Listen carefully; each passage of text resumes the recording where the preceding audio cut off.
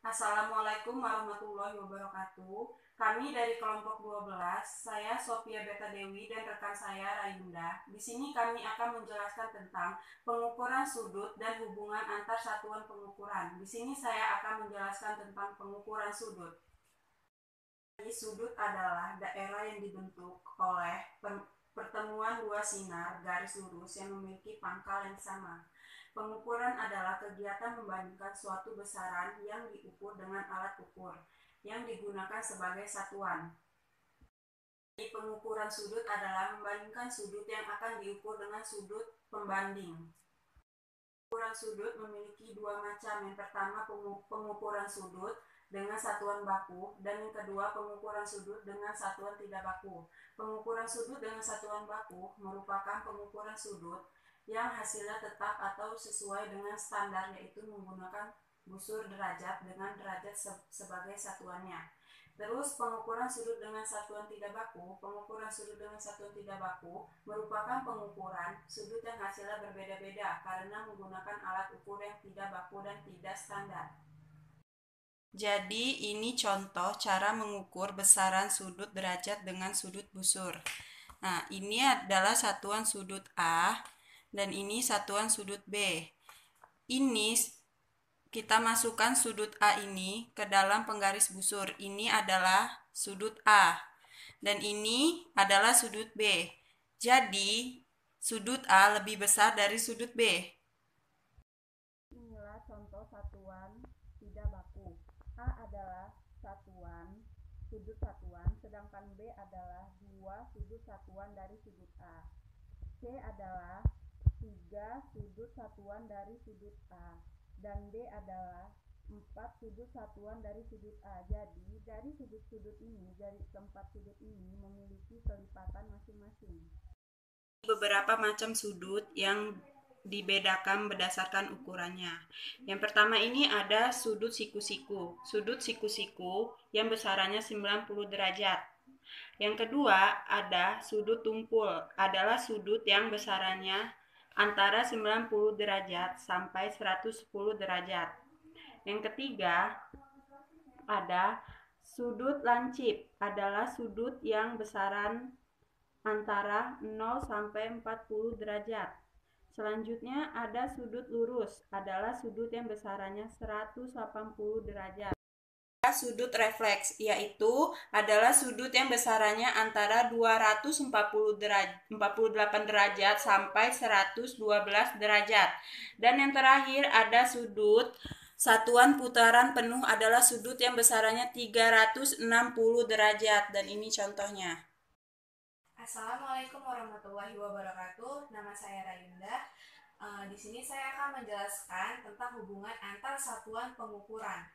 Hubungan antar satuan pengukuran itu ada 4 macam. Pertama itu ada hubungan antar satuan panjang, yang kedua hubungan antar satuan berat, dan yang ketiga hubungan antar satuan waktu, yang keempat hubungan antar satuan kuantitas. Pertama saya akan menjelaskan hubungan antar satuan panjang. Satuan panjang itu satuan baku atau standar internasional yang digunakan untuk satuan panjang. Ada bermacam-macam diantaranya cm dan meter. Panjang buku tulis dan tinggi badan biasanya diukur dengan menggunakan satuan cm. Sedangkan panjang halaman rumah biasanya diukur dengan menggunakan satuan meter. Untuk mengukur panjang benda-benda yang relatif kecil digunakan satuan cm. Sedangkan untuk benda yang besar digunakan satuan meter. Untuk memudahkan pengubahan dari satuan panjang ke satuan panjang lain biasanya ditampilkan dalam tangga ukur.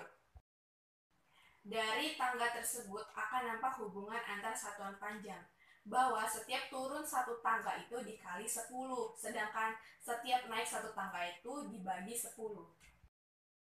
Ini contoh gambar hubungan antar satuan panjang.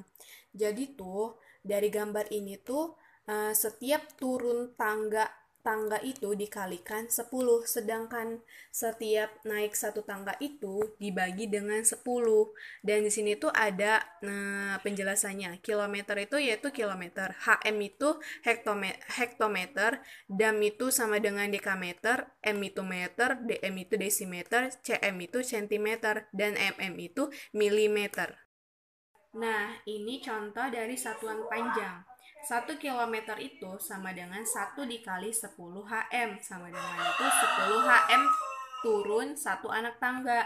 200 M sama dengan 200 dibagi 10 dam. Sama dengan 200 dam naik 1 anak tangga. Nah, selanjutnya itu yang kedua ada hubungan antar satuan berat.